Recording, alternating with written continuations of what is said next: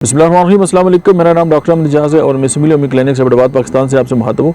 आज हम बात करेंगे एक ऐसी दवा के बारे में जो मैदे के ऐसे अल्सर जो हैं उनकी ट्रीटमेंट है, जो मतलब तेज़ाबियत से जो हैं वो एसिडिटी के साथ पैदा होते हैं। और अक्सर आजकल जो हैं वो लोग बड़े ज़माने तक जो है, मैंने सालों तक लोगों को देखा है कि वो एक मखसूस किस्म की दवाएँ इस्तेमाल करते रहते हैं।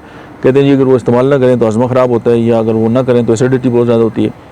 और उनकी बेसिकली ये प्रॉब्लम लाइफस्टाइल के साथ आता है। वो वॉक करने के लिए तैयार नहीं है, पानी ज़्यादा पीने के लिए तैयार नहीं है, उनका जो खाना की तरीका है वो गैर सेहत बख्श है, और उनको गिला होता है कि जी बस हम ठीक नहीं हो रहे। जब तक आप ये सारे मामलात एडजस्ट नहीं करेंगे उस वक्त तक आप ठीक होने की तरफ नहीं जा सकते। लेकिन होम्योपैथी की जो मेडिसिन है रोबिनिया, वो एक ऐसी मेडिसिन है जो तेज़ाबियत से पैदा शुदा जो अल्सर्स हैं उनको ट्रीट कर सकती है। Thank you.